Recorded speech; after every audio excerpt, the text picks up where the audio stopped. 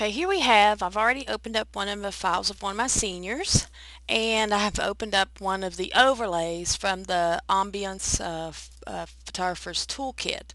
So what I'm going to do is actually basically, I have this plain background in the studio that I use all the time, and I'm just actually going to take one of the overlays and put it on there just to give it that little bit more punch or effect. Basically too, I can actually take the same drop and use it in different ways, so I can use these overlays to create new backdrops even though I don't have a new backdrop. So all I'm going to do is just drag this on to my image. So you can see there, I can drag it on. It's actually a little larger. Everything in the Photographers Toolkit is created like on the size of a 16 by 20, so we want to be able to, we do a lot of gallery wraps and a lot of big prints using these things. We want to make sure they're big enough for you to be able to sell large wall portraits and composites and things with these. So anyway, we're going to resize that, and I'm going to actually go in and I'm going to create add a layer mask. Now I can click down here on this button and we'll add a layer mask. I'm going to go ahead and undo that and show you how you can also do it up in the menu palette. You can go into layer mask, reveal all. So with the reveal all, I'm going to click on my brush and paint to black. So, and then what I'm going to do is basically use this to erase what I do not want to show on her. So we're going to do this really quick here.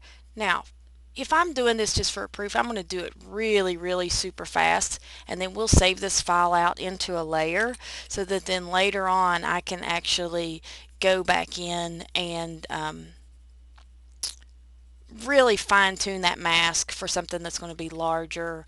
But for a proof, it's really not that necessary. Now here are a couple places I actually went outside the lines, colored outside the lines. Anyway, so I can go back now and I can change the swatches and go to my white brush, and I can bring that part back in. That's the great thing about using a layer mask, is that I can mess up, which I do very often, and still go back and correct it. If you're using the eraser tool, then you're really pretty much, you got to go back in your history to make it work. So here again, if we're going to fine tune this just a little bit, we can come in here again. Now that looks pretty good. So I can leave it as is. I'm going to go ahead and close this overlay out. Now a lot of times too, I like to actually go up here and play, and this is called a layer style blending mode.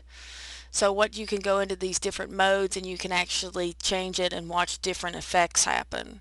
So we usually, soft light's one of my favorite. Sometimes we can do hard light,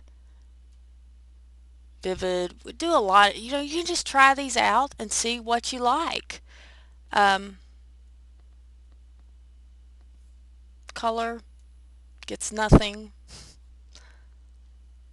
Luminosity. So you can see here we go from luminosity to the original, which is the normal mode. You can see a little bit of difference. So the other thing about this too is you could drop the opacity down to give it a little different effect. You can do a lot. So you can either change with the blending mode or change with the opacity to give it a different look. And that's how you use an overlay to create a new backdrop in your studio.